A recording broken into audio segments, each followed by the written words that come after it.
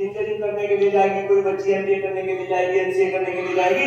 जब आप में से कोई बच्ची ग्रेटर नोएडा में जाएगी, आप ग्रेटर नोएडा में कहीं भी निकलेंगे तो मेरे बच्चों आपको कहीं ना कहीं बरगद का पेड़ नजर आएगा।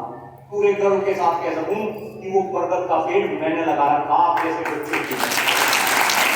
और बेटा अब पूरे हिंदुस्तान में ये बात उठने लगी कि ग्रेटर नोएडा को आने वाले टाइम में बरगद सिटी के नाम से जाना जाएगा। किस नाम से जाना जाएगा? बरगद सिटी। तो मेरे बच्चों, मैं अब सामने में घूम रहा पिछले 15 दिन से, और मेरा केवल और केवल एक ही उद्देश्य है कि अगर डॉक्टर कुलदीप मलिक 150 किलोमीटर जाके अपने घर से दूर इस तरीके का काम कर सकता है, तो क्या बेटा हमारे क्षेत्र में कोई बच्चा या बच्ची ऐसा काम नहीं कर सकते? आया ना, कर सकते हैं ना। और सर मैं आपकी जानकारी के लिए बताऊं, मैं तो इतना खुश हुआ जब मैं विद्यालय में घूम रहा था। सेंट फ्रांसिस स्कूल है शामली के अंदर, फादर जोस वहां पर प्रधानाचार्य के रूप में काम कर रहे। उन्होंने बताया कि मेरे संस्थान में से एक ऐसी बच्ची गई जिसका नाम है विदुषी। बच्ची का नाम क्या है? विदुषी। वो बच्ची शामली जिले के अंदर 12,000 पेड़ लगा चुकी। कितने पेड़ लगा चुकी? 12,000।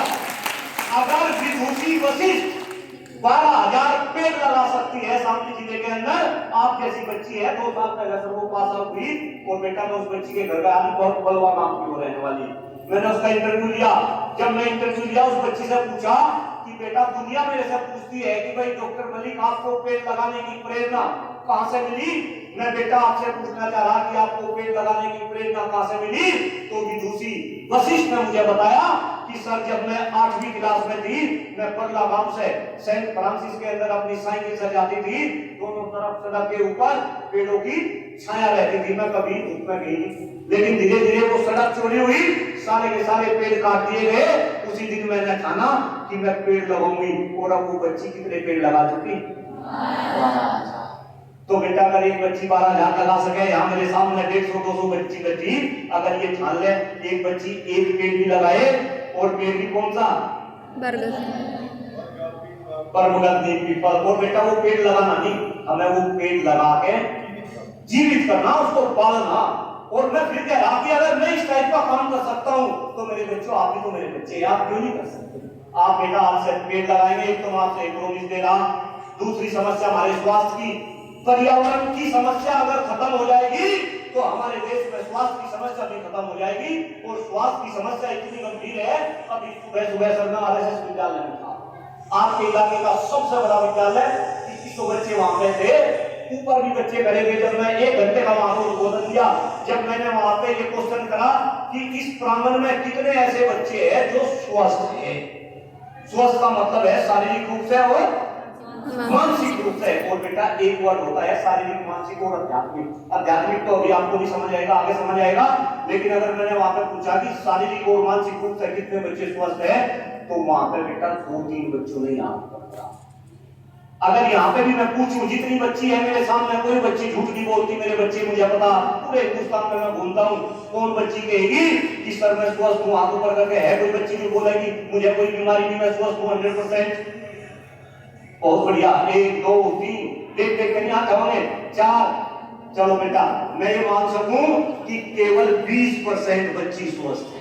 कितने परसेंट? 20। और पूरे हिंदुस्तान का आंकड़ा दे रहा बेटा, पूरे हिंदुस्तान में आज 80% युवा है स्वस्थ हो लिए। और उसका कारण क्या है? पर्यावरण। मोस्टली कारण जल और हवा। मैं खुद मुक्त हो गई हूं, मेरे पिताजी कैंसर से पीड़ित होकर चले गए, घर घर में कैंसर आ रहा। पहले तो मेरे पापा जी ऐसे थे कि वे कभी डॉक्टर के गए ही नहीं, गोली कोई नहीं खाता था, आप सब गोली खा रहे। मेरे बच्चों आप सोच के देखो कि अगर इस देश में 80% युवा स्वस्थ होगा, तो क्या ये देश कभी विकसित देश बनेगा? आया ना? बनेगा? क्या ये देश कभी विश्वगुरु बनेगा? नहीं बनेगा।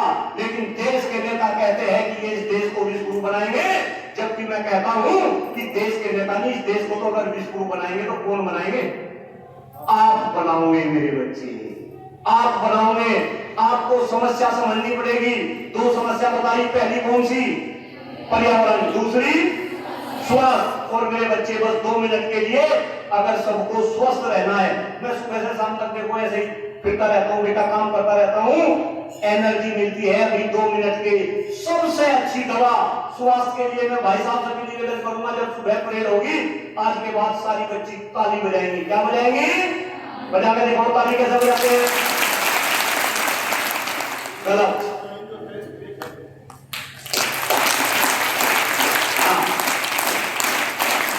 अब मैं, आपकी ट्रिक अच्छी है लेकिन बेटा जो तरीका है आज के बाद में मोदी जी भी प्रधानमंत्री ऐसा ताली बजाते हैं ना, मोदी जी ऐसा ताली, ये ताली बजाने का तरीका गलत है। ताली कैसे बजेगी?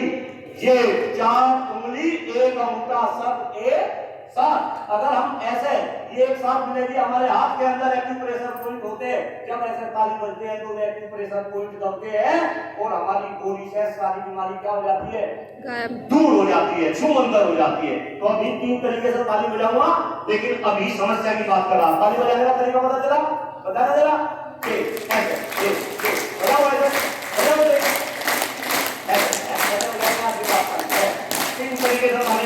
बेटा अभी तो पर्यावरण की समस्या पता चला, उसका निदान पता चला पेड़ लगाने